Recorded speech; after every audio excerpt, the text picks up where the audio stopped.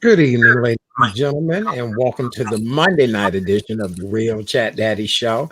I am your host, Chat Daddy. Glad to be here with you guys on the second first Monday. Does that make sense? This will be the second Monday of the first day of the week. Maybe that's how we should say that. It is January 11th, 2021, and it's been last week was quite a week for us. And so tonight I have another great show for your viewing and listening pleasure. I have two wonderful co-hosts this evening. I'm still hearing feedback on this. Philip, do you hear it too, or no? I, I do hear it. Yes, sir. Yes, a major distortion. So maybe we should pop out and come back. Let's try it now. Okay. So we'll figure out. Coming up on tonight's show, we're going to talk about the effect that trauma has on people and how we can heal from the trauma. Coming up next Tuesday evening is National Day of Racial Healing. And as we saw last week with our Capitol building being stormed. There's been quite a division in our country for some time now, but now more than ever, we see that people are hurting and that this division will not end anytime soon. So tonight, to help me to discuss all of this and to make it all happen is our good friend, Dr. Philip Montgomery. He's back tonight to help us sort it all through. And then our co-host that's been added on, who's been here as a co-host before. She's an author, an educator, all around great woman. She's Alicia L. Ross. Alicia, how are you, my friend? How you doing? Hey. Hey, I am doing well. I muted just in case it was perfect. Yes, but I am doing well. It is so good to see you, Chad. It's good to meet you, Dr. Phillip. I am glad to be back in 2021. I know. We're all here, well, healthy, and working purposefully. So, the end of 2020 was still just as dismal and different and people suffering and dying. Were you at least able to celebrate and enjoy some of your holiday? I was able to relax. And then I actually cooked holiday dinner for the first time ever. Because I'm usually at my mom's in Maryland, and she's the one that loves to cook. But of course, when she found out and saw, I did the video thing, and she saw what I cooked, she's like, "Oh, now I know that you can actually cook." So this was your first time venturing down the holiday meal lane. Yes, sir. And so you're talking to two gentlemen that I'm sure Philip probably did a feast of 20, and it was just him and probably a couple other family members. Right, Philip? Wow. I'm sorry. Yes, that was it. Just two people. See, but he probably had yams, hams, roast, potatoes, greens. He probably had the whole smorgasbord. Well, congratulations, Alicia, on your first holiday meal. Yay! Absolutely. Well, I'm glad you both are here tonight. We've talked about quite a few of the things that have gone on. We are now just 11 days into the new year. And with that being said, we are still very much traumatized. A pandemic that now will be going on for over a year. The loss of jobs, income, the number of lives we've lost during this pandemic. We're all excited that 2021 was going to be the year of difference. And now here we are in 2021. And, last week we saw a lot of things that just were different, to say the least, as well as we had a shooting spree here in Chicago this past Saturday. And so it's a lot to take in. So I appreciate you both for being here tonight to talk about the power of healing. No problem. No problem. Oh, wait, go ahead. I'm sorry. Go ahead. I just think last year was difficult at best. So many different things going on. A lot of people living in isolation. A lot of people, for lack of a better way of putting it, living in their own heads with no real outlet. And we're in a time, and trying to make it through a time when we're watching it all play out 24 hours a day. We're at home. We don't go, many of us are not leaving the house to go to work. We're watching the news, watching the social media. So we're constantly being fed this information. And it's like any system. You have to look at what's coming into the system, and that's what's going to come out. Right. And unfortunately, last Wednesday was an example of a lot of bad system feed that produced horrible outcome. And again, a gentleman over the weekend in High Park here, again, probably someone who had been in isolation for a very long time. Whatever motivated him, he wasn't in a healthy space. Not many people to turn to, and just lives lost. No difference than the president, who should have known better, because his followers, if you looked at many of those people, you could see the struggle, not the struggle for him to be back in office, but the struggle for them to belong. Right. That's where we're losing people, because not going to work anymore, not going to that office, not using your key card to get into this place that you identify as where you should be. We're now forced to look at this information, and if it's not being given to us by a healthy source, this is what could happen. I agree 100%. And as we break down each story, I want us to be able to pick apart some of the dynamics of it, because just even the situation with the young man and the shooting spree and how that all unfolded, same way with the situation at the Capitol building last week, all of these things seem as if these are all, as we see, tipping points, but we wonder what make them become these tipping points like this. We know that Trump was the antagonist in that situation, but like for this young man that went on this shooting spree, we will never know. We won't. He did have some erratic Facebook behavior, but it's crazy. Alicia, you want to add something to that? Yes, I was reading up on the young man's background. And I noticed that he has had several incidents before, some run-in with the police previously. And he was, 30 years old or 32, but still basically 30. So he was a young man. He was a young man, but then at the same time, he was an adult. What happens is we have the series of events that happen in people's lives. And if they don't have the support system that they need, it could be family, friends, or even coworkers, someone to reach out or someone for the person to reach out to. It's difficult to get beyond whatever the trauma that person may be experiencing, may experience when they were a child. No excuse for killing anyone ever. No.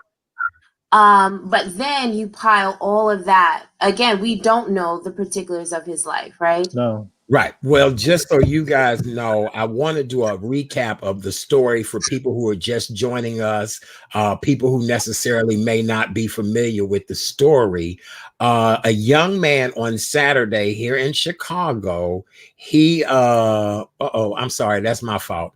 He went on a shooting spree. Hold on 1 second. I got thrown off just a little bit. Okay. No motive has been given on why Jason Nightingale, 32, went on hour-long violent binges with dozens of videos posted on Facebook since June 6th, saying that he was going to look for people. He had been flashing guns, smoking marijuana on the video. He finally decided to do what he wanted to do this past Saturday.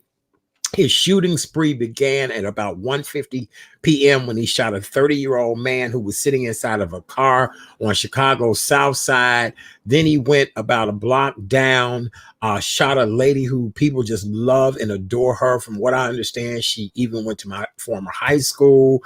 She was just working as door staff at a condo building. He continued to go further southwest, continued this spree, shot a 15-year-old girl.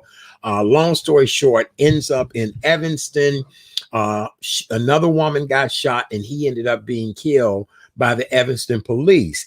And this is just unbelievable, where, you know, somebody like Facebook, if I say the wrong thing or you say the wrong thing, we end up in Facebook jail. This young man is displaying guns, drugs, talking crazy, and nobody flagged his behavior. What do we take from that? Alicia, I'm gonna start with you on that. Yeah, it's interesting because, right, that happened several days after what happened in the Capitol, and we're like, well, everyone, but that's another subject, of course. And We're gonna talk about that one for sure. Right, but I don't know why he was not flagged. I didn't know that he has been posting since the summer. No, since January 6th. Since January 6th. Sorry, not right. June 6th, right. I'm sorry, January 6th. I apologize if I said June 6th. January 6th. Yes. That's okay. I mean, on one hand, we want freedom of speech, right? And we need to have freedom of speech and presumed privacy to a degree. But on the other hand, you know, with situations like this, we also want certain things to be flagged, you know, immediately, if not sooner. So why it wasn't flagged and a follow-up wasn't made, I don't know. Of course, then again, also on the other side of that, we don't want our community continuously being targeted and anything happen before someone can presumably do something else, you know, to do what they're saying they're doing. We don't want lives, you know, lost if possible as it relates to the perpetrator. But you know, so that is why it wasn't alerted, why someone did not do or say anything, I don't know. And so therefore, I believe that we need to be cognizant. We, the people, need to be cognizant of what it is that we're seeing on our social media and be aware, but then also alert someone, tell someone that could possibly help. You know, I know Facebook and others, they have, you know, you can contact them about various different things, including missing persons, right? Right. So we have to be more aware, especially now that we are still inside for the most part. And because we're inside, as Dr. Phillips said, you know, people are living singular lives, you know, not living in a home with anyone, not coming in contact with people often at all. So we should be aware of what we see on our social media, because it's heightened more than ever before around the world. Okay, I agree with everything that you're saying, but I had this conversation with somebody yesterday about a lot of these young people who may have mental health issues, that may be experiencing things. You've got to really look at who they are friends with. When anything happens on social media, and with me being a social media influencer, I am very quick to check this person's history and background. So if I get a name of a person, I start first of all looking at how many people do we know in common. I hate to say this, but this is something that we have to do in our community, and I'm sure Dr. Phillip will agree with me on this. I have to see how many people are at what level with this particular person. I was told who this young man was. When I went to his Facebook page, anybody he was associated with were all people who would have the same type of behavior, the same type of demeanor. There was nobody on there I'd have said, "Oh Lord, let me employ this person," or "Let me try to help this person." Foolishness begots foolishness, and a young man like this with a mental issue like that, he probably has, you know, again, the police said, an extensive criminal record. My question is how do we start saving these young Black men who are in trouble like this young man? Philip, maybe you can help us to understand that. Well, you know, we have to look back as far as when we're dealing with African-American males from urban areas, primarily, let's just say that, is the community-based trauma that they've been subjected to. And you never know what's going to trigger something. And for that young man, if he started this behavior in January of 2020, there was probably something that happened towards the end of 2019. So it could have been something as simple as he lost a part-time job that provided him with some insurance and he was able to get medication. So he could have been off of his medication. He could have been feeling hopeless from that. There's so many things that we overlook, just as simple as, again, reaching out and having a conversation with the person. The whole thing about this social media is it's great. We all benefit from it, but sometimes we're only hearing and we're only putting out what we're thinking. And that may not be healthy. Again, yes, he's an African American male of a 30-year-old, but we just watched a 74-year-old white male basically take his social media and he killed 5 people, basically just doing the same thing. Right. So it's all about these people who probably socially lack certain skills all along the way. We missed the signs, or we held them in such esteem that, again, we didn't point out to these powerful people that they were struggling. This young man made quite a journey to kill the people that he killed and to do the damage that he did. So there's probably more to why he left that suburb, came to Hyde Park, went further south, and then found his way back up to Rogers Park.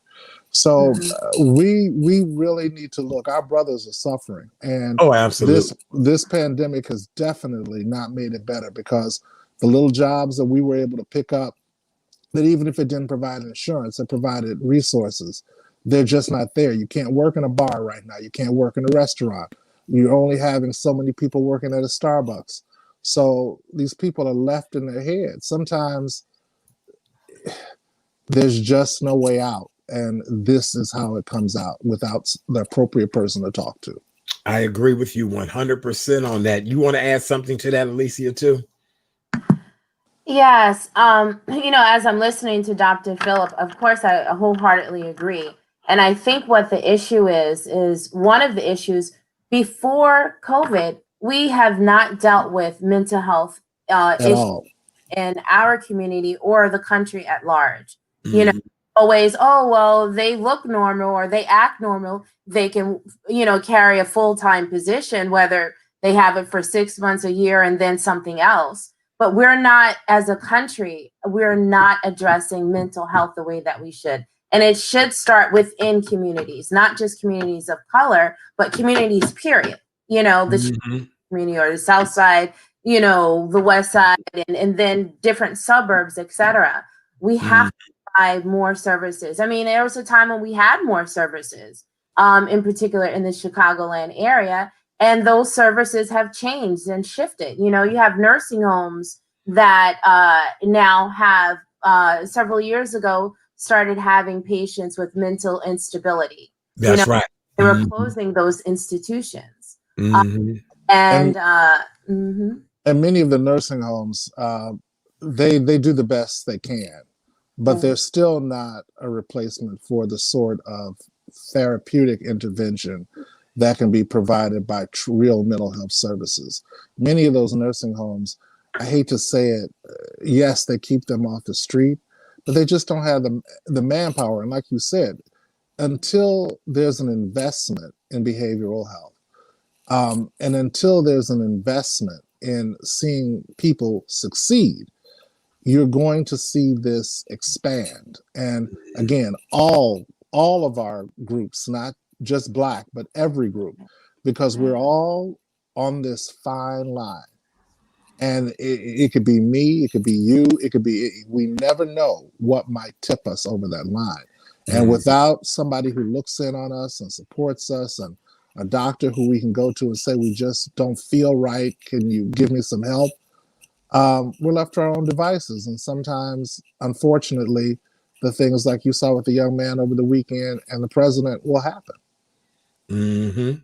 Yes, absolutely. Well, sad in many ways. Our thoughts and prayers go out to all of the families, the victims. Just tragic in many ways. The ages went all the way from 15 to 71 years old, if I'm not mistaken. A lady was 71 that got shot, and just horrible. So again, our thoughts and prayers go out to everyone. Well, we want to give you guys the latest COVID-19 update numbers. Illinois Public Health health officials announced 4,776 new confirmed or probable cases of COVID-19. Unfortunately, we have 53 additional fatalities, now bring the total number of known infections in the state of Illinois to 133,526. I can't believe that. Are you kidding me? That's 100. No, that's a million. Yeah. Oh my God, that's a million. I'm sorry. Forgive me, you all. I didn't put the comma there. That's 1,033,526, and the statewide death total is now 17,627 since the start of the pandemic. Officials also report 66,697. Try saying that really fast. New tests in the last 24 hours, and the 7-day statewide rolling positivity rate for cases as shared with total tests was 7.6, and this period ended last Friday. So we still got to be careful. We've got to, in the city of Chicago, just put us on lockdown again until January 22nd. Okay, so and then today was the first day back in class for pre-K and special need children who need that one-on-one interaction. Madam Educator, you have had some thoughts and feelings about this. You are not a CPS teacher, but you understand this wholeheartedly. What's your take on this? Yes, I've worked in CPS schools for a long time, not as a direct teacher, but with technology and other things. But my take on it, so where I do work in the suburbs, I actually do work with special needs students. And I remember when this whole thing started back in March, they were actually trying to negotiate special needs department, special education department being the only ones in the school. And this was at the beginning when no one knew hardly anything publicly. And we were alarmed. We said, well, why would you put us in danger and you all get to go on the lockdown? Because my feeling personally was, because there are special needs in my department in particular, our special needs students aren't just, some mental instabilities. It's a serious mental instabilities, physical inabilities. So therefore, we have students that we have to be around. We have to be face to face with. We have to push them in wheelchairs. We have to aid them in everything that they do, just about, for the most part, for most of our students. So that's direct contact. Right. Yes. And so we should not have been the ones to be considered. Of course, we did not. We also went on lockdown, but we should have not been the ones to be considered to stay in the schools with one another. Whether the staff may have it, teachers or the students. And then again, the other part of this is they go back home, and someone can potentially spread who's asymptomatic at home. So staff, as well as students, they may have elderly home or just people who are vulnerable. But as we know, if you're not careful enough, anyone can get it. And so that was alarming, but we know better now, right? We know what the precautions should be now, the things we should do to prevent, potential contact, to prevent potentially being affected. So I believe this is probably a trial, but what I will say, it still goes against what was just put out, that Chicago has to be on lockdown again. Restaurants, you can't eat inside of restaurants. Understandably, I would not anyway. You have to go back to doing the essential things. So why could we have not waited in CPS until after the 22nd? Right. Yes. Just wait. Just wait. Yeah. Well, they're trying to get everybody back in class by February 1st. So, I mean, I don't know. Philip, what do you think? Because here's the deal. We can't eat in restaurants, but we can send our children back to a school building. Well, I'm going to go back not to the profession I have right now, but my mother was the assistant principal of the Chicago Public High School, and she was over the special education department. And a lot of what the young lady is saying, there's just no way. I mean, it's so risky because in some of these cases, these children need toileting. The ones that have behavioral issues, there's no way you can stop them from touching you. You can't.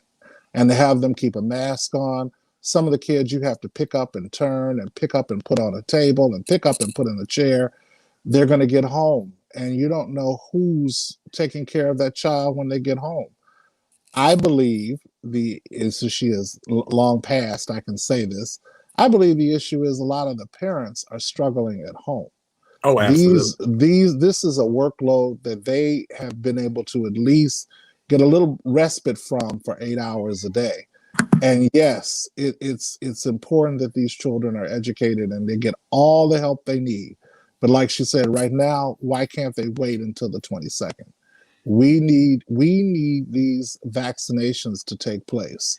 And until that's been accomplished, I think the children would probably be better off in the long run, especially special needs kids, if they could be at home or somebody could work out getting them the vaccination sooner. Right. Mm. And also provide care at home. Correct. There are special services that are doing this, for adults as well as they can do it for children.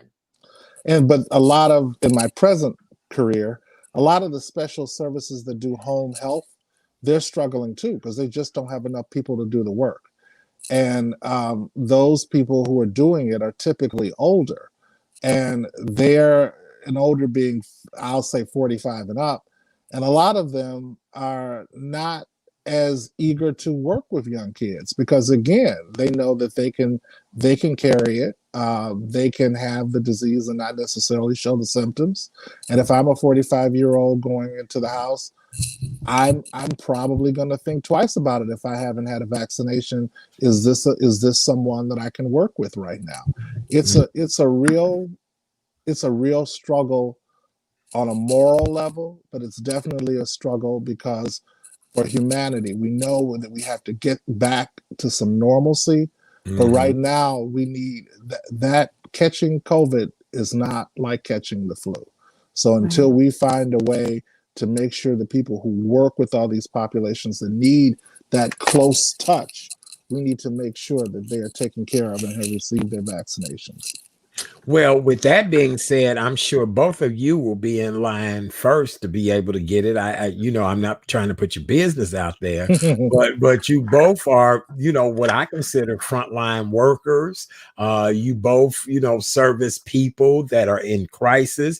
I don't know if you guys would care to share, but Madam Alicia, I'm gonna let you go first. Have you rolled that sleeve up yet, and how quick will you roll that sleeve up? I have not rolled up my sleeve. I never liked rolling up my sleeve when I was 2, 3, 4, up until now. So I am not sure. I have not made a final decision. I know I have loved ones who have taken it, and they are fine, as far as I know from a couple of days ago. But I'm not. I haven't made a decision. Okay. All right. Philip, what about you, doctor? I haven't rolled my sleeve up yet, but I will take it as soon as my turn comes. I did a lot of reading on the vaccine, and I'm comfortable, to be very honest with you, that even the side effects from the vaccination, as far as we know today, definitely nothing in comparison to what might happen if a person with my health were to contract COVID. So I just think that you have to. It's a personal decision in the end. It really is because I'm not a big flu shot person, but this is a much different beast.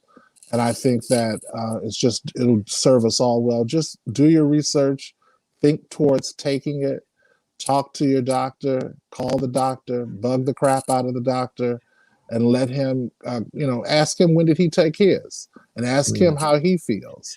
Mhm. Because I think if we want that summer again, where we're out at the local venue listening to music, we're going to have to be vaccinated. I'm believing that too. I'm believing that is going to be the rule going forward. It probably won't be the rule right away, but No. I guarantee you by next year this time, there will be some type of rule in place that we've got to follow just to do some basic things. Because see, here's the deal. We're now entering into the second month of the vaccination campaign. And so now they're trying to ramp up efforts to get more people vaccinated. They're opening up football stadiums, Major League Baseball parks, fairgrounds, convention centers. As we see on the national news in the state of Florida, people are waiting in line for hours and hours and hours. And I think really, I understand that we're trying to get the elderly and first responders, frontline workers. But if you really open it up and say, hey, whoever wants to come get this vaccination, come on, let's get it. Let's get it. Let's get it. And you'll have enough people. And eventually, people will figure it out. You have some that will be hesitant and leery, which I get. And then you'll have others who are like, come on, let's do this. Now, I will admit I am a faithful flu shot person. I get the flu shot every year. Let me knock on wood. I have not been what I consider extremely sick. And I don't know when, but I wake up with my normal old man problems every day, but I haven't had what I consider, oh my God, I think I'm going to die. I've not had that in a while, So Alicia, are you a flu shot person or no? I plead the fifth. I will say this. Yeah, I'll plead the fifth. Okay. All right. I get it. Very good. All right. Well, with that being said, for those of you all that, by the way, Dr. Thompson, who has been on the show with us many times before, remember he was here with us on a Tuesday night when he got his first round of shots. He texted me this morning with a picture. He got the second shot today. So we'll see. And he's been doing wonderful seminars to talk about the COVID vaccination. So, all right. For those of you all that are lottery players, the Mega Millions and the Powerball actually rolled over. The Mega Millions and the Power Jackpot are now a combined $1.1 billion. The Mega Million jackpot was increased by 615 million, while the Powerball jackpot was increased by 550 million. There were no winners this past weekend. The next drawing for the Mega Millions is tomorrow, January 12th at 11 p.m. Eastern Time, 10 p.m. Chicago time. Wow. And the $550 million Powerball jackpot number will be drawn Wednesday the 13th at 11 p.m. Eastern, 10 p.m. Central. And as I've been saying to all of my guests when we talk about this Powerball and this Mega Million, what would you do if you won either one or both? Ladies first. Hold on. I'll be right back. You sound like me. You sound like me. Right. I'm gonna take these up. I'll be right back. I said this phone, it would be gone. This phone, after I handle my business, this phone would be gone forever. Yes. Right. I don't know. Oh gosh. Of course, I would give it to people. I would, I'd have some for myself, but with that much money, what could I do? I can do much, I can rent a plane and then go see my mama. Just me. There you go. Right. No, matter of fact, I'll just buy one. Right. But pardon me, but me, I'm the kind of person I would definitely give money to my mom and other family members, especially those who really need it. Friends, close friends who need it. Okay, whoever's listening, if you're not a close friend, I'm just saying. Except for Chat Daddy. There you go. But and then find different charities to give it to, especially right now, during this time. You've got to oh yes, I will get a car, Debbie. Yes. I will get a car. Yes. And then get myself the basics. But with that kind of money, getting the basics, a house would be like, I don't know, like 4 blocks wide, a couple of cars, 5 garages. I'm just saying, those are the basics. So that's the basic. That's the basic. Yeah. Philip, what would you do if you hit the jackpot like that? Well, after they revive me and I get up, I would probably do a lot of the same. I would take care of a lot of the members of my family. My mom is gone, but my father's still here, so do things for him and my goddaughter. But I'm like you, Chat. The phone would disappear. I would go someplace. I would probably, because that's the kind of money where you can buy an island. So I would buy an island, and I would probably spend most of my time there, where I would help as many worthy organizations as I could. I wouldn't buy a plane, but I would probably lease one to get me back and forth when I was coming. A nice place here in Chicago, because I would always want to call Chicago home. Okay. And really just spend that money doing as much good as I could.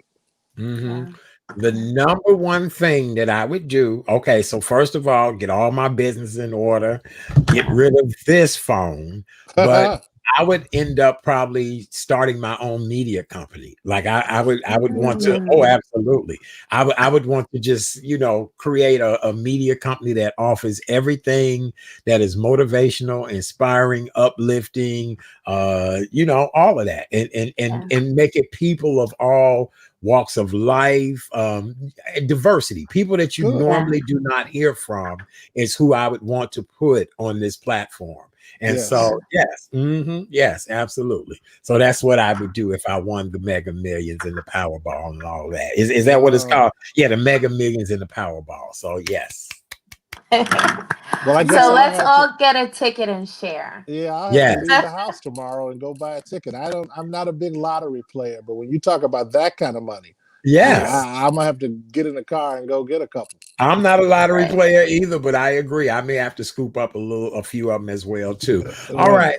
Well, for those of you all that are just joining us, welcome to the Monday night edition of the Real Chat Daddy Show. I am your host, Chat Daddy. Glad that you guys could join us on this Monday evening. We've been talking about all of the things that have been going on within our country. We are only 11 days into 2021, and it seems as if we need to be healed. It seems as if we've been going through a lot of trauma, not only with the pandemic, but just the first 11 days of this year have been like, can I get a refund? Can I cancel my subscription?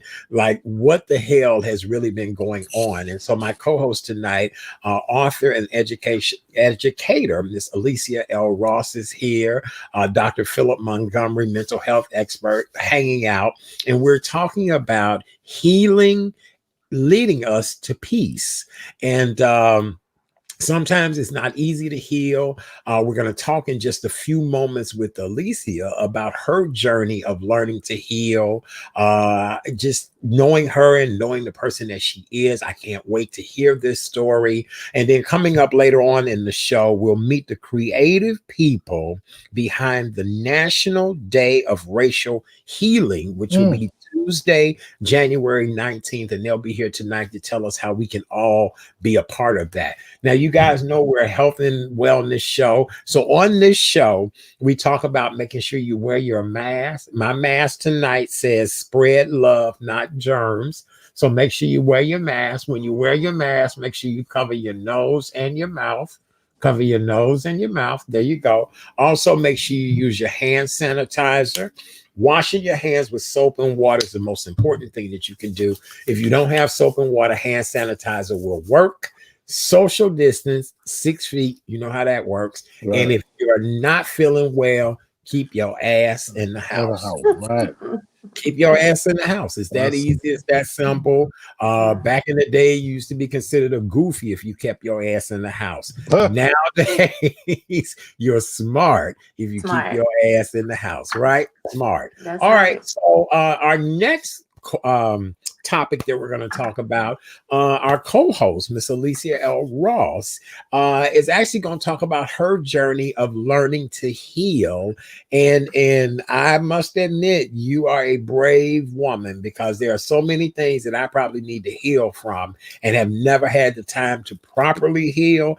I'm going to probably be in awe of how you were even inspired to do this journey. So tell us your backstory. Wow. Thank you for that intro, Chad. You know, there are a lot, everyone has a story, right? Or two or more, depending on how old you are and therefore, how long you have lived. And some stories are more daunting than others, including in one's own lifetime. And, you know, I had a great upbringing overall, some awesome friends, people I am still connected with on Facebook who have been awesome.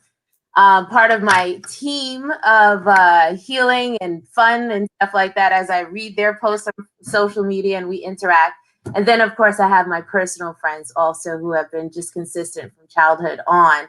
And then my family, both on my mother's side as well as my father's side, who have been a part of my, all have been a part of my healing circle, whether they know it or not, but they have up until this day. And so first I want to say, therefore, I'm grateful. You know, as far as the stories are concerned, the specifics are not necessary right now, but the fact is, you know, there are some traumatic things that have happened, right? From childhood. And some of the things that I started doing when I was a child are some of the things that I still do, which is right. When I was younger, I used to write poetry all the time. I grew up as an only child, although I found out later I have two brothers, my dad's sons. Yeah, exactly. You know, and it's interesting your response, because people will see me now, or maybe even just a couple of years ago, and they would say, "Oh, you know, what does she know? What's her background?" You know, or they won't ask what my background is. They'll just assume, "Oh, you went to University of Chicago, you grew up on Long Island, and et cetera. You have this degree, et cetera, et cetera." But we have to always remember someone has a story. And that's right. And so therefore I am not just a survivor, but I'm also a thriver. And I started that when I was a child. When certain things started happening to me, I found, you know, my voice inside, and I started writing. I was able, you know, to express myself, because my personality at the time, maybe because of the things that were happening, and also being growing up as an only child, I was shy. So I kept things to myself, but I knew I had an outlet. The other thing is my foundation. My foundation is in God. That's what my mother, you know, reared me in. My family on both sides, you know, I'm all encompassed in, you know, God and going to church, but the spirituality of God. You know, we've never actually, you know, to some degree, of course, we've been religious, but we've always been a spiritual family, both on both sides, you know, whether we're in church or not. So that was the thing that had pulled me through, even when some of those things that happened when I was a child happened from family members, right? Which is obviously, of course, the most challenging things, because those are your first friends. Those are the people that you have to interact with, no matter what, especially as a child.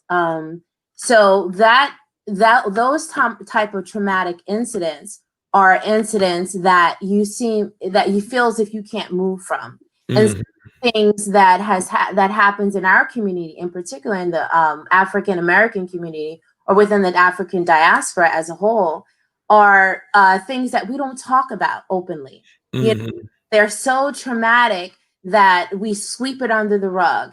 And it comes actually from, you know, and we've talked about this on the radio show last year. It comes from, it's a historical thing from slavery, right? We were taught not to say, "Oh my gosh, I'm being abused by someone," because it's not abuse at that time. You know, it was slave master. So let me ask you this, Dr. Philip Montgomery, and Alicia, you did a great job. And just what you said is where I was trying to go with this entire conversation. Okay. Is that okay? So between rape, molestation, poverty, ignorance, a lack of things that have just been systemic in our Mm-hmm. community, in our people. It's amazing that a lot of us get to be a certain age, and then the kettle starts to just boil and explode. When should we start identifying wrong as wrong, doctor? Well, like she said, she found her voice in her writing, and that helped her a lot. But the struggle in the Black community and it's still true today. We need to free each other to tell the truth. And the problem that we have is everything. Your grandmother will walk out the house in double strand of pearls and a mink coat, but when she goes back in, her husband is beating the crap out of her. She stays in there for a week until the next Sunday when it's healed just enough so that she can be seen again. And until we get to a point where we realize we are worthy and worth it, that we can say, hey, mom, dad, aunt, this is what's happening. I need some help. Because you have to remember when you are growing up in our community, the last thing anybody wants to do is call the police on another Black person. So how do you do it? You just have to find that way to tell the truth, because until we're free to tell the truth and we're burying all this stuff, that's what you saw Saturday. That's what you're seeing. You're seeing a lifetime of that backstory that we really don't know much about. But it's building. It's building. So talking is the best way to go. But you've got to have a friend. You've got to have someone that you can confide in, and you've got to feel that your story is worth telling and worth being heard. Right. Because you know what, to both of you, the young man from Saturday's situation, I really would love to know what is his backstory. First of all, he was a very nice looking young man. He seemed as if maybe his ethnicity would have been maybe mixed from what I could see. You just kind of, because really, if that young man had been on the right path, he could have been a model. Of course. Whatever he wanted to be. And it just makes me, I really, stories like that, I want to know, like, what was the, Chad, just like the old song, "There But For the Grace of God," that's true. That's truly what it is. It again, something probably tipped, but we'll never know. Wow. And the person or persons that were around him, either, as has been done in our community, just said, "Oh, you okay? Just stop talking about it, or man up, or get over it, or deal with it." Sometimes when we look at our young people that are where their heritage is rich and it's made up of more than one group, they're struggling because it's not welcomed that way. It's not said he's this and he's that, and he's bringing all this to the table. It's trying to force the person to fit in one of these holes, and sometimes this is struggle. I mean, young men are the damage that I didn't know until I started doing private practice how many young African American males are struggling the way they're struggling. And when I'm seeing them, they're 40 and 50 and 60 years old, they've been carrying this bag. I mean, this is the largest sack, and it's on their back, and they don't know what to do with it. So you've got to first help these gentlemen and ladies unpack, because they've been packing for a lifetime. But and the thing is, exactly, and I agree, of course. And the thing is that with those 40 and 50-year-olds, they're struggling mainly because their parents, grandparents, uncles, aunties were struggling to come out and tell the truth. We are thankfully, are living, have many generations that are here and that we're living with. And even to this day, some of those elders, they are still hesitant and or afraid, or will not speak about what happened to them. So we, as the next generations, we have to love them for who they are, accept who they are, because they are here. But we have to therefore say, you know what? I'm going to take the mantle and do better for myself, but also for generations. I'm going to speak openly. Yes. Speak directly, and it's not to hurt the No. elders or anyone who was involved, because at some point, if you're able to talk, and share your story, that means you have been able to express yourself to any of the family members that have been involved, and you consistently said, I love you. I love you, but I'm going to keep moving forward, and I will tell this story because I want those who are purpose to tell it, because not everyone is in a setting, but some people are, and then some people are to maybe their children, their nieces, their nephews, to the next generation. We have to break that barrier, and we have to be open. And again, it's the same thing as us right? Generations holding secrets. It says we have to be comfortable and know that the devil is not going to get us if we talk about this. The devil is not going to hold us back and keep us held, and we're not going to move forward if we don't talk about this. When we don't move forward is when we don't talk. Is when we don't talk. And a lot That's when we get stuck. And I'm sorry to cut you off, but and when you get to your 40s and 50s, which is something that I experienced, if you have not had that healing, that counseling, therapy, when you get to your and there are all kinds of articles about it, and this, Dr. Phillip, from being in the practice, something snaps, as chat. Yep. Something snaps. You can be on this path.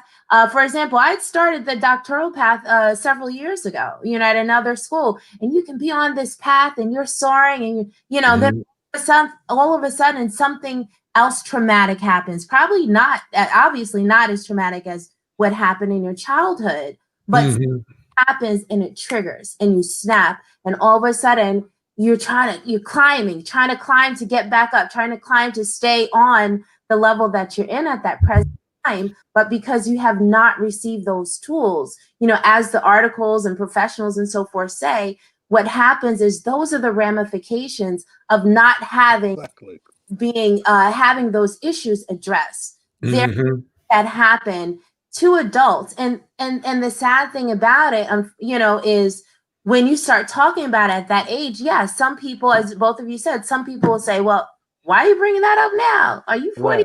Something, right. Or even 30 something, right. Well, that happened when you were a kid, and maybe even some people's situations may have not been as crucial as others, maybe it was just a touch here and there, quote unquote, as opposed to something more extensive. But we can't discount that person's feelings and what they experience, and then of course when it's more than just a touch, we definitely can't discount it. What can I do to help you? Or we have to say, I can't help you, but I can get I know Dr. Phillip, and he can help you in this situation. It's difficult because a lot of the people that I have been fortunate enough to work with, who have allowed me to work with them, a lot of their issue comes from, especially in our culture, is this need to keep the middle class veneer going. Yes. And that is the largest weapon that's roaming around sometime in our community. And that's why I always say, talk to people. Just because everything looks perfect, there's nothing in life that's ever perfect. Right. And when you look at a lot of us and you see how finished and polished they appear, you would never know. I guarantee you, if you could flip them inside out, it's not as pretty a picture. Exactly. And until people are free to say, hey, my mother, unfortunately, had been dating this guy that had a lot of money. I don't know why it happened, but things happened with me, and unfortunately, they were allowed to happen so that we can maintain that lifestyle. I need somebody to talk to. And then that person can talk to them and help them. But if all we do is teach our young people that everything that happens in the house, good or bad, is supposed to be kept inside, then that's where they keep it. And then when they get to be, like we were talking about, that age, it could be anything. It could be your boss telling you one morning, hey, move, which was something that the person who had hurt you used to say. And it might trigger Right. 25, 30 years of stuff that you are dumping on the ground because you can't gently unpack it. And it's until we look at behavioral health the same way we look at our physical health, it's going to be difficult for us because we really need to look at the trauma that Black people have been dealing with goes back centuries. Yeah. So, you know, we're talking about all of this. We're just talking about maybe the last 20 or 30 years, but it goes back further than that. And Yeah. until we find a space to say, I watched my mother do this. My mother says she watched her mother do that. You've got a history of allowing yourself in some circumstances to be second, even when you knew that you were the one with the great ideas. Right. But your white counterpart, you just had been trained to allow them to show that they were doing the best, and that damages you. It's a lot of stuff that we deal with that just unfortunately, until we find somebody to talk to, we're holding it inside, and it's not a healthy place. Right. Right. And it's not, and I think about, the guy who, Nightingale, who did all the shooting, his situation, as Chad said, someone may have looked at him and said, oh, you're fine. Or on the other hand, someone might have looked at him in the state that he is now. Well, he was before he died and say, well, yeah, I'm going to stay away from him. There's nothing I can do. I can't talk with him. And yes, he may have come from a broken home. His parent or parents may have gone through various different things in their lives, but we don't have to. The point is, we do not have to adapt certain behaviors from our parents when they were in a bad way at all. We don't have to do that. So, for example, the story, I'm probably shock Chad again. I could have been a statistic, right? The abuse. And then my father, yes, I have two brothers by two mothers, different mothers. But if you see me, you'll see me as the middle class, person who, oh, she has this and she has that. And actually, my mother did provide for me in many different ways. But the other stuff is still is still part of my story. And I had those feelings against my father for many, many years, although I tried to remain present, which is why I'm here, in his life and get to know my other family. And then before he passed, several years before he passed, we did get close. So the other part of the story is you have to be open, not to change within for yourself, but you have to be open to change for whomever it is that you have been directly and or indirectly hurt by. And that's what is going to help you to become a full person, to be whatever you want to be, a flower deliverer, whatever it is you want to be, that will give you peace, and generate peace and hope. And then again, you'll have your story full circle and you'll be able to share with someone else on whatever level. You know how we always have conversations with the mailman or the mail woman, and they're sharing their story or you're sharing your story. And right then and there, you've helped someone else. That's what it's about also. Well, that was the area of my research. I believe that we're all basically change agents, or we can be. It's the role you decide to cast yourself in. If you know that life has not had, the crystal staircase does not exist for most of us. But if you cast yourself in that role and say, hey, I'm going to be open, I'm going to be available. I know that my life wasn't perfect, but I do know that I can say hello to this person.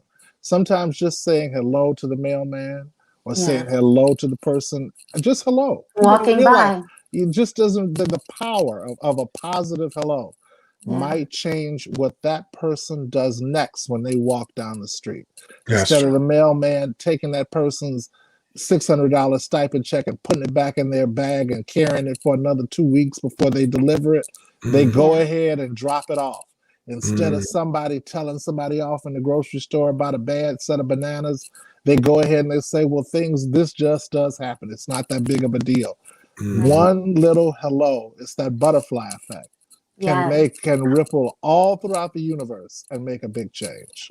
No, and it can happen with anyone from all walks of life. I Exactly. agree 100%. So Mhm. that's a part of why we were having this conversation tonight, just to talk about we all need to heal, from our children to our elderly, to just people are living in what I consider a continuous state of shock, a continuous state of Mhm. mayhem and doom. And really, life is not meant to be like that. Right. When really think about it, those that are vulnerable, those that have lost their jobs, people have been in the house since March of last year. I know people that have Yeah. not gone out. In fear of the COVID, in fear of just the world in which we live in. One of Mhm. the reasons why I started this digital media show was to be able to deliver the daily news to people and it not be shocking and frightening. And we Hmm. may be able to laugh about what has happened, or at least explain it in very simplistic layman's terms of what happened. And a lot of people say to me, I love your show for that reason. It's a news update every day, but it's real people talking about real news stories. And so Exactly. that was a part of it. Now, Alicia, I know a part of your healing is vision boards. And I know this Oh yeah. time of year, a lot of people are doing vision boards. A lot of people are Mhm. doing the burning bowl ceremonies. Mhm. I've done the vision board, and I hate to say it, but everything that was on my vision board, I've done it. And so now I got an afterlife vision board. But how did the vision board process help you with your life? Well, first, don't hate to say it. Say hallelujah. I'm grateful that everything that I put on my last vision board has been accomplished. And now you just see my, Ah, you know, so how I got started, I actually, honestly, I don't exactly remember. It has been decades. It has been before all of the hype about it now, where people are having, all kinds of paid parties, when before COVID in person, and now, of course, people are doing online, which is great. But I started years ago. I started just you know, getting pictures, my kind of vision boards, and actually I have apps for this now. There's an app for it, right? oh um, my Lord. Wow. oh yeah, there's several vision board apps right now. But I just started, thinking about. I was always dreaming. I was always dreaming and thinking about what it is that I want to do, be, accomplish, where I want to go, who I wanted to be around, even to those details. I was, and probably because of the different things that have happened, I just would visualize what it is that I want. And then I just started cutting out pictures in magazines and placing them. Actually, how I do it is I place it in the different categories, whether it's school, whether it's work, career, social, marriage, or family, relationships, whatever it is that I think and I believe I want to see happen and change. Those are the things that I put on my vision board. And so what I do is, just like I used to do in my journaling and or still do, is I will write down when those things have come to pass.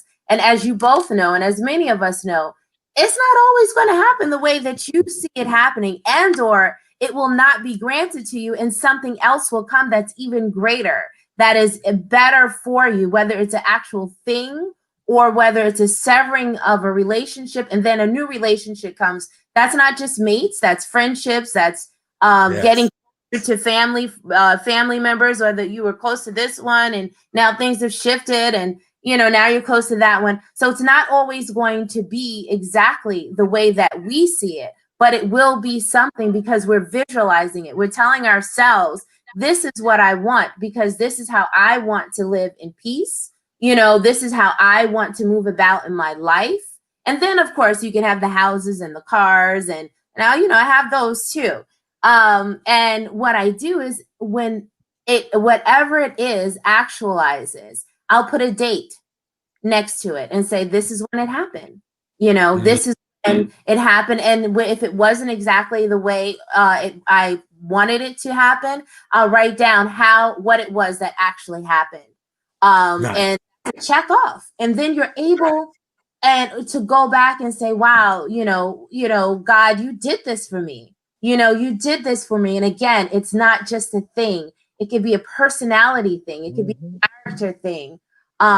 Meeting people, whatever it is any area in your life, and it helps. Now, I know some of my friends who actually do not do vision boards, and that is fine. Many people do not, but many people do, you know, and if you haven't tried it and you want to try it, this is a start. Or you can have a board full of words, you know, you can say house, or house on the mountain, or houseboat, you know, whatever your house is, or you know, behavior, and, you know, shift in behavior, not unselfish, or whatever it is. It could be words. It could be words that you cut out from magazines. It could be words that you actually write, but it helps the momentum of forward, and it gives you hope. Yes. All right. All right. Very good. Well, with that being said, thank you so much, Alicia, for sharing your journey of healing and looking for peace within yourself. Dr. Philip Montgomery, you've done a great job of just helping us to Thank you.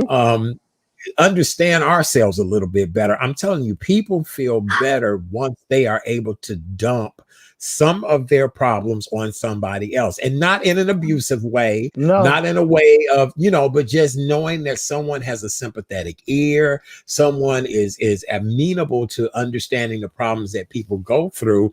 And I do think that the vision board is a great way for people to look towards this new year, even though 11 days in, it's been a hot ass mess. I just wanted to add one thing, and I'll make it real fast. What she has is an amazing coping skill. And that's what we must develop. We have to develop like a tool bag of things that when we are not feeling our best, whether it's writing, a vision board, whether it's movies, whether it's cleaning the house, cooking, going online, looking at real estate for sale, some sort of coping skill that can help you, so that when you're feeling the weight of the world, there's a little something that can hopefully help you to snap out of it for just a moment and keep you making the better decisions. Yes. I like Thank that. you. Thank you. Sorry. And I wanted to do a plugger. Hey, yes, please do real quick, because we got to bring our next guest. We'll do it at the end too, but go right ahead. Yes. Oh, okay. This is what I put together, a book of affirmations based on those coping skills that Dr. Philip said. And yeah, the leading from, you know, God telling me and showing me what it is that for myself, and also for hearing from others. So on Amazon. We at the end of this show tonight, yes, I want you to tell us exactly how we can get that book. I do. I will. Well, as we continue on our journey to healing, trauma is all that we hear. Myself, as well as all of my co-hosts this evening, and a plethora of other people, really do want to see some calmness, some peace, some you know, whatever it is that we need to do to make sure we are better. I have some good friends who I had the honor and pleasure of meeting them last year. First, we're going to introduce the director of Truth, Racial.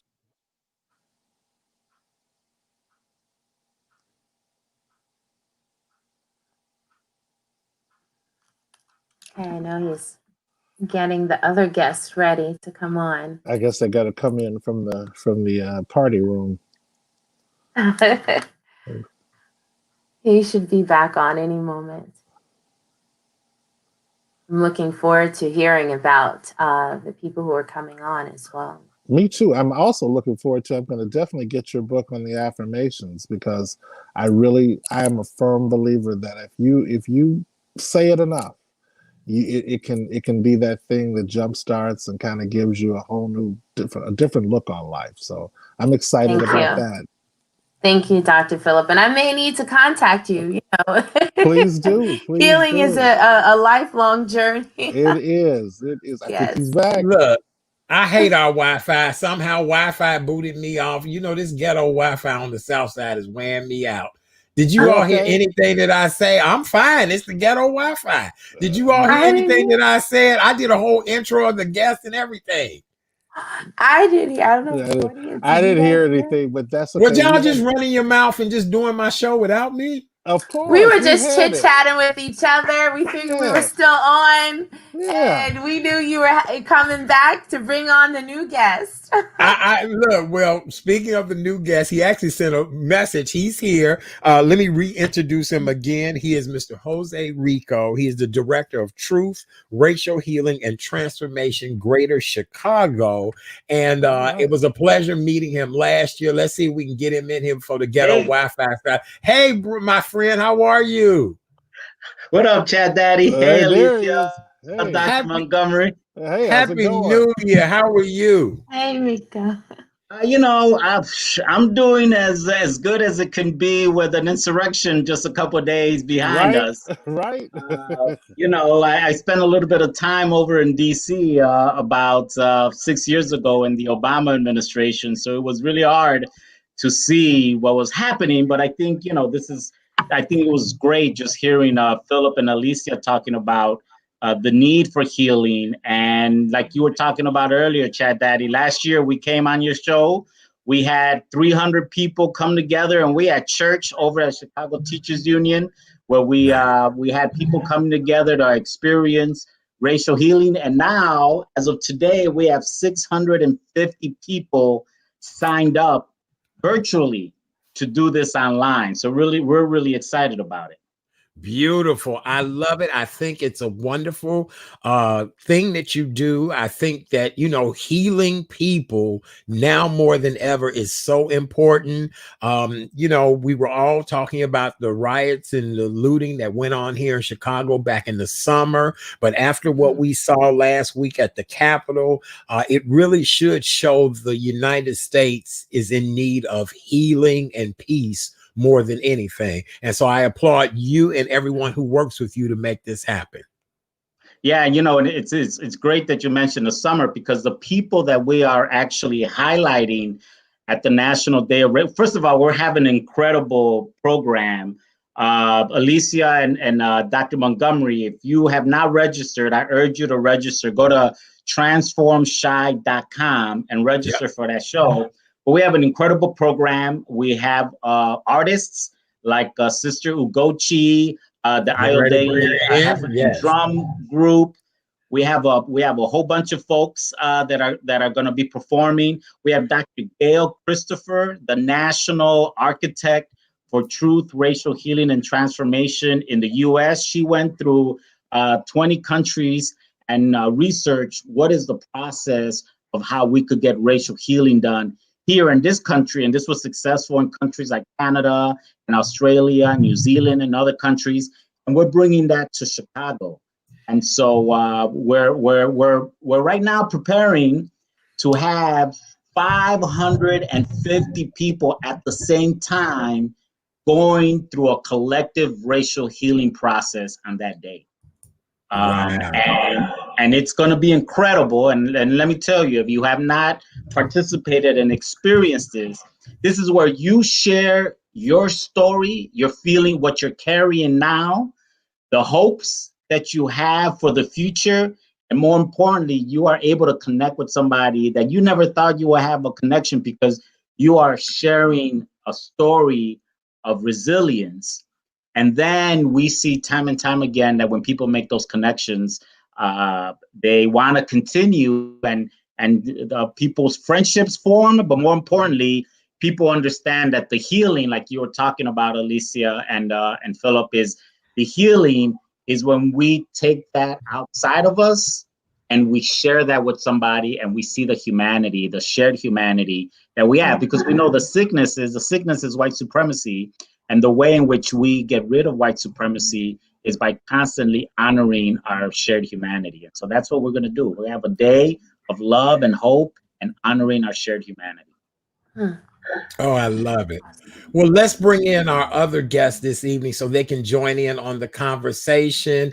Thank you, ladies, for being so patient. Hopefully the Wi-Fi won't boot us all off. It's probably a 4-person limit on the Wi-Fi out here on the side. Let's see. Is everybody else in? Let me see. I popped them in the stream. Uh-oh. Hello, everybody. Alicia, keep talking. We waiting on our guest to come in. It's coming in. What? I think Pilar is here. Yeah. Oh, good. Thank you. Okay. I see Yeah. Pilar. Hey, Alicia. Okay. Hey, Beautiful. Pilar. Hey, Yes. Let me see. Uh-oh. Yep. I don't know what's going on with the And we're Wi-Fi waiting for tonight. Ugochi Any and other time? Anybody else there? Let's see. If I Damayan. boot out, you guys keep talking. Sure. we got you. Okay, thank you. All right, know what to do. Keep talking. Let's start off with Pilar. Okay. Hey everyone. Damian is still backstage. But Sister Alicia, thank you so much. I was so excited when I came in on the tail end. I was backstage and I heard I've been a vision board coach for 15 years. And Wow. when I was hearing you talk about you know, how before it became popular and before it became technolized, right? And Right. your pictures and doing all those things and doing it the Alicia way. I have the Pilar way, right? So I fully felt you, and that's amazing. And so you know, these are the types of very authentic, holistic healing modalities that we love Rico and I sharing with the community. You know, because I thought that everyone was into, you know, knew about vision boards and bringing, you know, their thoughts and hopes and aspirations from the metaphysical into the physical. My sister Ugochi here is, All right. she does the shows with me as well. Hey, sister. Hey. Hello. Hey, everybody. It's the Thank PRC you. family. Yes. Hey, I know I love you all. I'm so glad to see you all. Please forgive the ghetto Wi-Fi tonight, but we have to do what we have to do. Right. Blame it on the ghetto Wi-Fi and Donald Trump. Right. Oh. Glad to see you all. Yeah, thank you. I'm a big vision board doer myself, so Yes. it was really nice to hear different people's takes. So thank you for sharing. Thank you. So I know, Chad Daddy, before you left us, you said you told me to kick it off. So I didn't know if you had something specific you wanted, because I'm a rambler. I will talk. And when you talk about healing, I will talk and talk and talk. So give us some direction. You know what? I want to talk about what we are faced with right here in our city. Let's look at the story of the young man just Saturday. 32 years old, was once working as a security guard. Life is so bad that you would want to go on a shooting spree. And as we all know from any neighborhood in the inner city, we know the inner workings. What do you all think we can do to just continue to increase peace and healing and love among our fellow man? Because we've got to heal our own as well as heal the races. Absolutely. Let's hear from our youth. We have a Damiante. Damiante is one of the young ladies who will be moderating on the National Day of Racial Healing from Good Kids Mad City. Go right ahead. We want to hear. My name is Damiante. I'm with Good Kids Mad City, as Pilar said. Definitely thinking about that situation. It was very scary and terrifying to be out. But I think that something that was really important is we need to be increasing mutual aid. There isn't enough sustainable resources accessible to people in our communities, and we need to be able to make sure that they have consistent access to those things, access to therapy, access to general mental health services, community centers, just these types of things that are free and people are really able to have access to 24/7 no matter what. I think that a lot of these, you think about money, you think about these resources, they're all gate kept, and people don't have access to them. So I think in a situation like this especially, we need to make sure that as a people we are making sure that these things are accessible. And yes, we need to be healing, and we need to be doing all of these different things. And I think that having this National Day of Healing is going to be really, really incredible. And then also thinking about how we can continue that every day they're out. So can we build a community center in someone's neighborhood? Can we reopen a mental health center? Can we put mental health centers in schools? What can we do to make sure that people have access to these resources? Because a lot of times people feel alone, they feel desperate, and they feel like they don't have anything else to do. So at that point, we need to be making sure that they do have other options besides where their first mind goes. Right. Oh, I love it. I love it. I love it. That is powerful. What you were saying is powerful. dynamic. Very, very, very powerful. I don't know. I was telling somebody that I noticed a number of our young people that walk around and listen to this rap music, and it's loud, and they want to shoot up and kill everybody. And when I moved to where I live now, there was a young man who I had no idea he was having mental problems and things like that, but he would leave out the house with the headsets on, screaming and shouting, and he gonna shoot and kill, and I just and again, that's a situation that if I was a police officer and he with these headsets and blaring like that, I wouldn't know the difference, but I also wouldn't want to take the life of a young man who probably needs to be nurtured and helped. Yeah. Yeah, but I think that's, the problem is why are we leaving it up to police officers to make these mental health decisions?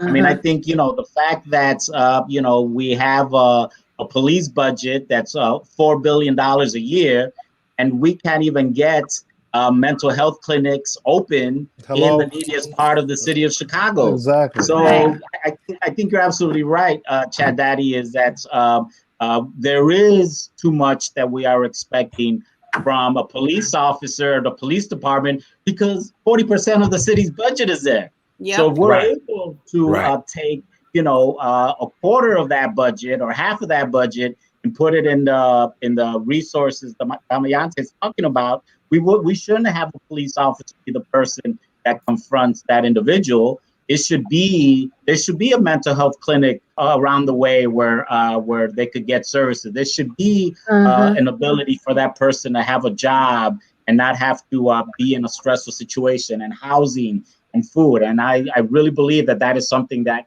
we need to be able to go forward. And Damayante and all the other youth groups, they've been telling the city this for years. Yep. And now is when people are listening, and we want to be able to provide that platform for them so they could continue sharing what the solutions are. Mm-hmm. I do have a question for you, Ugoji. Being a musical artist and a dynamic performer, where do you think we can go with all of this? Where music is a huge part of our healing, and where do you think we can go with this? I think that we can go through the sky. First of all, I believe that the arts is a very healing force, and we can use that to actually restore some of these young people and things that have been taken from them. We're talking, this is a little bit of an aside, but even if the young man you're speaking about, Art, is walking and he's using music and he's talking loud and everything, we have seen that the police can de-escalate a situation even when it's an insurrection. Correct. So him being able to walk and actually get some of this steam off is a form of release and healing. In a sense, he is projecting it off him, and he's being able to express it in a way where he doesn't have to act it out. So we have to be aware that this is for some children, that's the only access to a therapist they'll get. So be aware of how the kind of music they're listening to, it does help and it does affect how that person reacts. But the music is a gateway. It is so healing. You can go all the way into the depths of your soul, or you can use it to become an anarchist, an insurrectionist. It's really where you place your energy and what you're letting take over your mind, what you're letting Woo! And also, I just want to add, that young man walking down the street with the headphones on, that music was a tool for him.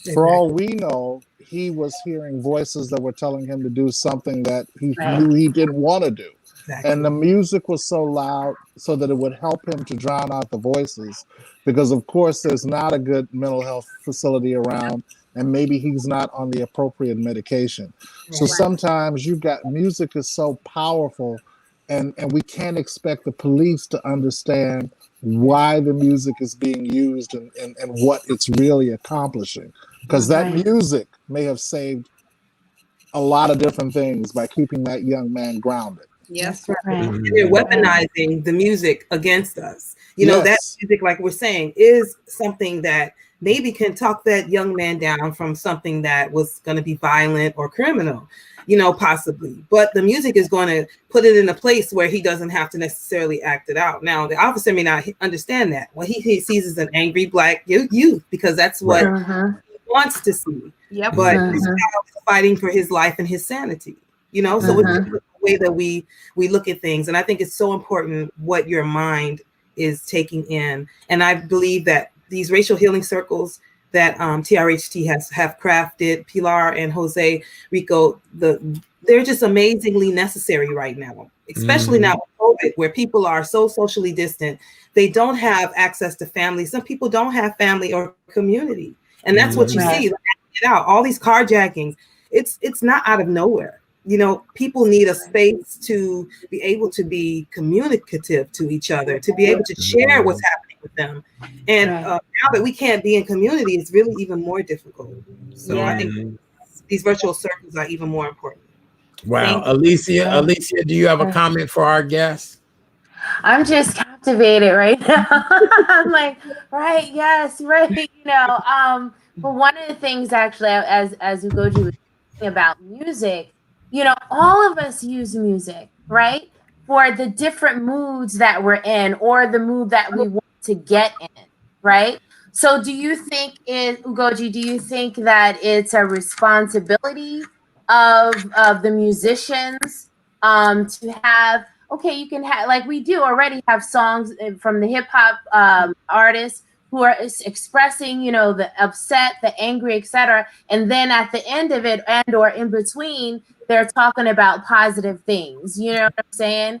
Do you think, therefore, it is a responsibility of our musicians in particular to do more of, you know, that type of healing song, something that would not, obviously it's helping musicians, I know, but also therefore helping the people who are listening to the music as well? You know, because our generation, we still have great hip hop artists who are just producing, you know, I know personally who are producing at, you know, 40s and 50s, right? You know, and so people are listening to them and they're receiving what they have to say. So what do you think? I'm a student of, say, Nina Simone, and when she says it's the artist's duty to reflect the times, it's their duty. When they're standing in their purpose, then they know what they must do. They must use the platform that they have, and they must use that platform as a tool against that oppression. So almost as a weapon. So that is what is the responsibility of an artist that knows their worth and their role in society. Because an artist is almost like the consciousness of a culture. Yeah. So you can actually see what that culture believes through their art, And so in that thing, I believe that for myself. Now, every artist has a different perspective on that, but I'm from that school of queen women who knew they couldn't get out there and physically fight, but they knew how they could get the message and fight across. Yes. And I wanted to say, I noticed here, Kathleen Bass. Hey, Sister Kathleen, and I saw in the comments there's too much negativity in the lyrics of much of the music that the children listen to, and this is so true. But I just want to say that we have to be bridge builders, because, as you know, Ugochi and both myself, former or lifelong, if you will, CPS arts vendors, right? Working with the children, teaching dance, teaching music, and this music is truly a vehicle of expression. And so while we sometimes, the older generations, that gap is so huge, because while we are so busy labeling or judging the music, we miss the message. We miss the fact that much of this music is a cry for help from our young people. I have some of my own peers that say, ooh, how do you listen to J. Cole? Because I have teenagers, honey. Okay. I have teenagers, right. And I need to understand the language of my teenager. I need to understand what's being fed to them. I need to understand what many of our children out here in the streets are feeling. Yes. And let me tell you, one, sit down and taking a good listen, grab you a cocktail, a cup of coffee, whatever, and really listen to their cries. Man, much of the answers that we look for when we're asking ourselves, how can we connect with these young people? It's in the music. And if we let them tell us, If Yes. we stop trying to tell them, They're because telling. our time has come and gone. Mhm. They're here right now. What Yes. are you going through? Let me translate that. Tell me Yes. so I can understand it. And I'm Yes. happy to help you because we'll work together. And they create their own social groups around this music. They have a whole Yes. language, and the more we judge them, the further, the more disconnected we become from what it is that they're feeling. It's It's just like you're learning a foreign language, and we're here at the beginning, and they're Yes. at the advanced stage. We want them to give us that fast course, but we Yes. need to sit there and let them know we're here today, we're here tomorrow, we'll be with you the next day. Just tell me what I can do. Yes. Right. Damiante, Damiante, we got to I was just getting ready to go right to it and say, how are we doing with this, and what else can we do to help? right. I mean, I think y'all are getting to the meat of it, like that the music is definitely a one cry for help, but also an expression of emotions. Like people are listening to it because that's their everyday experiences and that's what they're going through. So it's not necessarily like a pick and choose type of thing, but sometimes the music doesn't relate to you and doesn't relate to what they're going through. Just like how we don't listen to country music. Majority of us don't listen to country music because those aren't experiences we can relate to. So it's like we all have our niche and we all have our part of music that we listen to. So I think that people are looking for this kind of like, they're looking for someone to be sharing what they're going through because it can feel so alone. So somebody talking about like their friends dying or the violence they see in the streets on a regular basis is people's everyday life. So I think that like we can also have this, I agree about healing music. I think that's so necessary because sometimes I just need to sit down and I'm like listening to Erykah Badu all day because I'm just like, okay, I just need to hear somebody who's talking about something that I might not understand right now, but I will in like 10 minutes. So I think that like it becomes kind of this thing of like what you want out of the music that you're listening to that day and that time. Because sometimes everything doesn't serve you at that moment, right? Like you don't need to hear about your life, you need to hear about someone else's.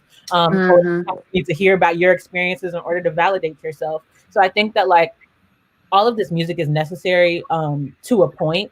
Obviously, like it gets where it's like, okay, maybe we shouldn't listen to that every day. Maybe we should listen to something that affirms us, that makes us feel good. Because this life is hard. Like maybe we should try something that's like binaural beats or something to go to sleep. Let's try something a little more, chill. So I don't know, but I definitely think that having like the older generation, y'all be like here through everything and here through like having your advice and having you there is very, very helpful, even though your children or your mentees or all of these people that you're around who are younger might feel standoffish or might feel like, oh, I don't know, like it might feel like they don't want you around. They definitely do. It's just kind of this thing of expression. It's this thing of like, really trying to figure the world out through their eyes without like someone else just like hovering over them. It's more so like, I appreciate your guidance. Now let me take it and see how I can apply it and what I can do with it, rather than Oh, I love that. Because my she's always like, I told you that 10 years ago. And I'm like, I get it. I know you told me 10 years ago. I know I'm supposed to apply it right then and there, but I'm finally getting it. Like I'm finally understanding. So And we've been there too. We were there too. So I mean, 20 years ago, I listened to NWA. I listened to all these artists, and they would like the jam. Yeah, I'm like, okay, yeah, I can see. I don't know if I would reach for it today, but we all had our processes, and we all are changing. Nobody's going to be the same way for their life. They're going to change. Their tastes are going to be refined as they start to live their life. Yeah. So that's just reality, so just do you, YOLO. I love it. I do. Well, you all have given wonderful feedback. Now, I do know with COVID being in place, how are you all able to still get together? Are you doing virtual Zoom drumming? How's the new face of the world of healing going? Let's talk about that real quick. It's been an amazing pivot It's been an amazing journey. I can tell you, Chad Daddy, back in October of last year, if anyone would have told us that COVID would have happened when we were sitting begging everyone to heal. And so we have in 1 year, we've gone from 40 racial healing practitioners who were doing in-person circles to over 300 adult and youth practitioners who are doing amazing virtual circles through virtual platforms.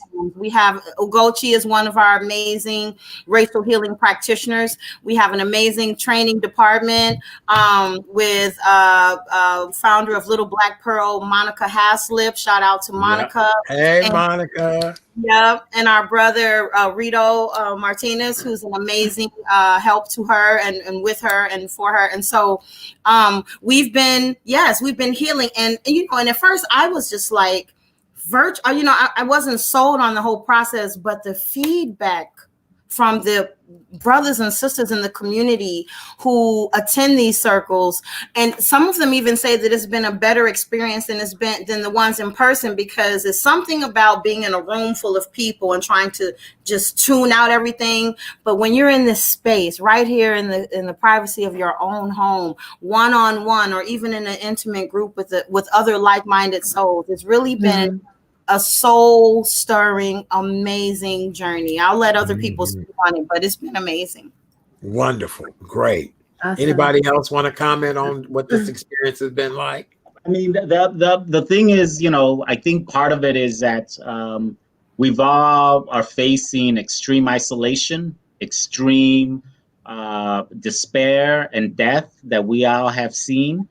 And what we've been able to provide, as Pilar mentioned, is a platform for a connection that, that is really a heart-to-heart connection, where we're very intentional on making a connection that's beyond the superficial, but also is not clinical, right? That it's really about our hearts and our hopes.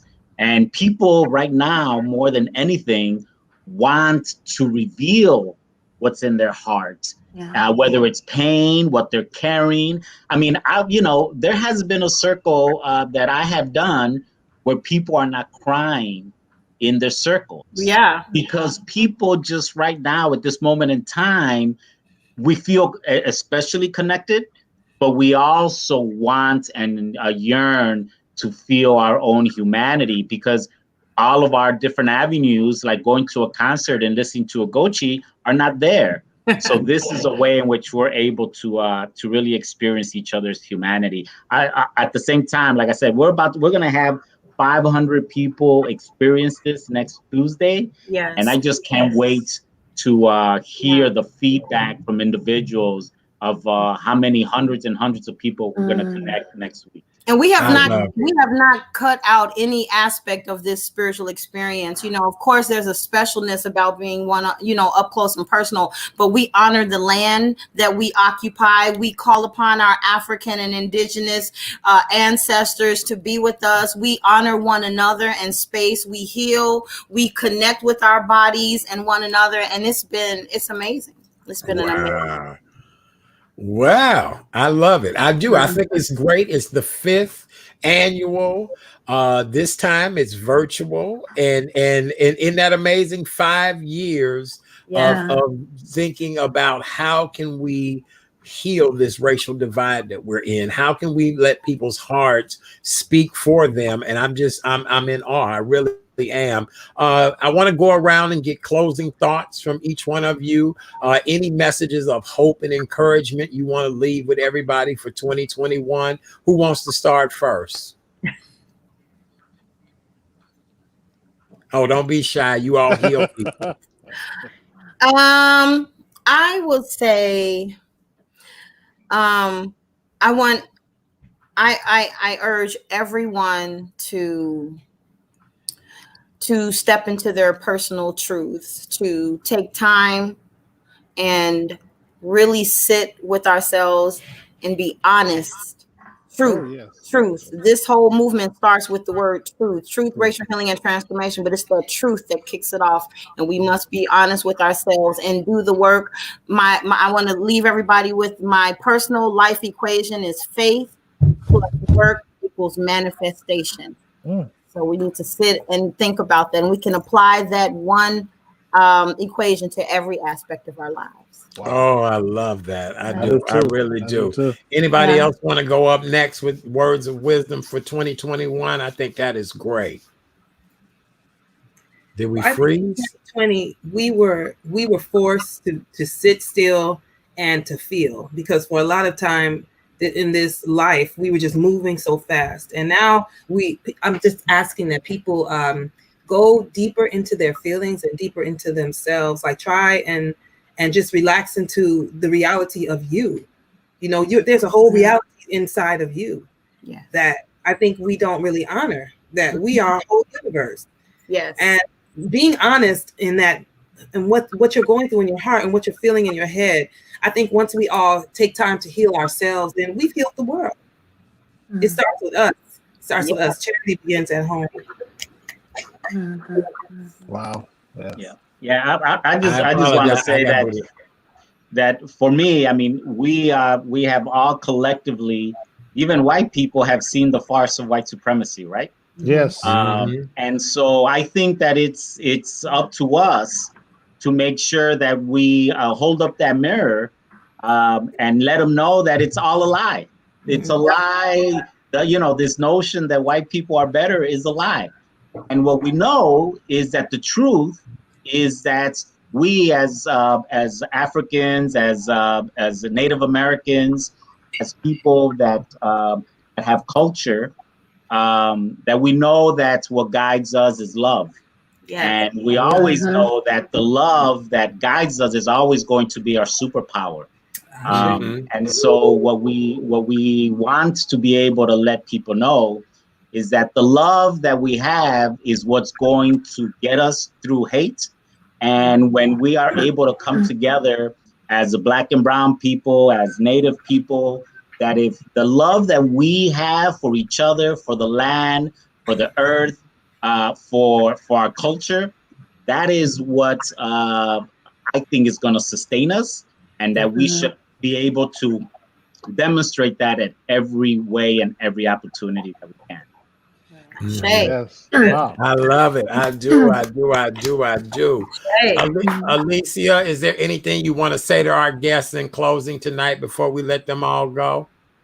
Thank you all so much for bringing extra light to the conversation, and for sharing. I've been taking notes over here. So I look forward, therefore, to seeing you all again, of course, first virtually, and then when we open up in person.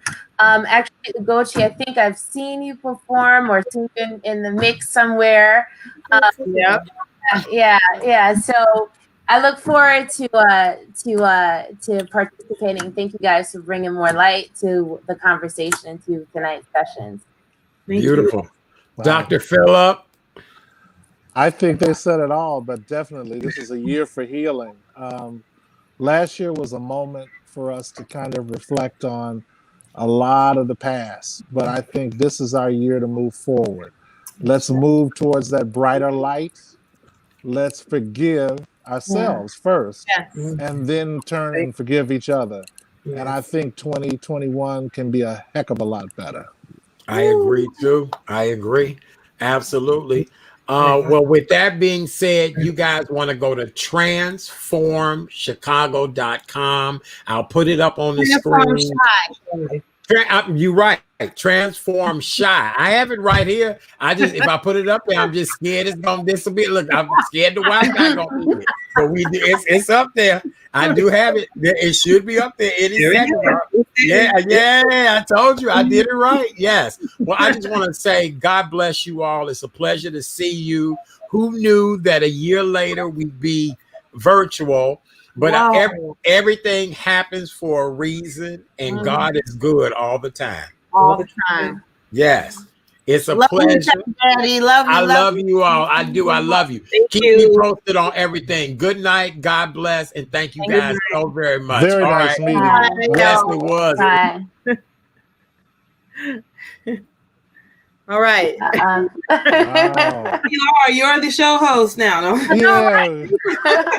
We hold it down for a little We while hold until it he comes down. back. We can hold it down. I am Yeah, so you guys. Good night. I'm looking Did I forward to the disappear? event. That should be a lot of fun. Me too. Me Yes. too. Please Yes. do. Me too. Yes. Yeah. Good night, beautiful people. Good Good night, night. Good ladies. night. See you all Good. later. Thank you. Good Thank night. you. Lord, Bye-bye. Lord have mercy. The little Wi-Fi Wow. monkey must be giving out, child. The little Wi-Fi monkey, like, we ain't having it no more. You got too much going on.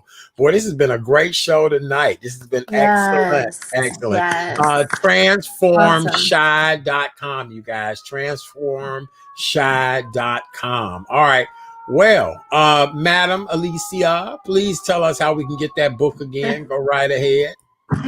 Sorry, I was being anxious last time. That's all right. That's all right. I love you for No. your anxiousness. Right. Sell that book, baby. Sell that book. Well, it is called Living to Tell, and it is on both Amazon online and then Barnes and Nobles as well online, and I believe in the store if I'm not mistaken. It's a short read, but it's not a straight through read. It's actually book of affirmations. You take them at your leisure, pick it up, put it down whenever you want, and it's from my heart, literally. When I was rereading it, I was like, oh wow, I didn't even remember that. So, or I need that. It's definitely something for the nightstand. As someone, one of my new friends was commenting when she purchased it. So I am grateful for the time, the process of doing it, and look forward to doing more. And as a result of all of this stuff that I've been doing for a minute, I'm now a life coach. So you guys Hey, look me up online. there you go. You can just type in my name, Alicia L. Ross. It's called motivatingthemassesToday.com. Good. There's Wow. someone else with another one, but it's Today, Motivating the Masses Today. So I look forward to seeing you in any format. And thank you all for listening. Thank you so much, Chad. This has been awesome. Yes. I And love thank you, you, darling. Dr. I Phil. love you. Anytime. I Thank love you. you. You know I love you. Yes, this was great tonight. It really was. Dr. Philip Montgomery, what would you like to say in closing, sir? I would just like to say this was an amazing show. Not that I expected anything less, but when they speak of food for the soul, this was definitely it. And we need it. This is a new year, a new day. And I like the fact that we're learning to empower each other. Yeah. And that's a beautiful thing. Mm-hmm. I am too. Very happy about that. All right. Yeah. Well, for those of you all that need to find you a significant other in 2021, even though we're in the midst of COVID, online dating is at its all-time high right now. So on Friday, January 29th, I will be doing an invite ticketed relationship chat virtually. And we're going to talk about things that you can do to attract healthy relationships to you in the new year. A lot of you all have questioned, how many single men, all of that. That's not what it's about. Most of you all have been single for double-digit years and have not been out on a date. So now we're going to show you what you need to do to be able to comfortably talk to someone online, how to make your profile a little bit more of what it should be. So this is a work in progress chat, not I'm finna have 50 single men. I already have a plethora of single women, but it will be a wonderful conversation of people who want to build and grow healthy relationships in 2021. Friday, January 29th, 8 p.m. Central Time. Information is coming soon on how you can get a ticket and be a part of this limited discussion to get you on the road to at least getting out there to meet somebody. And now that you have time to do it online, it makes it even better. All right. Yes. All right. Awesome. Yay. For more information about yours truly, please visit therealchatdaddy.com, therealchatdaddy.com. Do me a favor, please go over to YouTube and subscribe to The Real Chat Daddy Show. TheRealChatDaddyShow. The Real Chat Daddy Show. Easy and simple. Subscribe. It's free. Facebook the same way.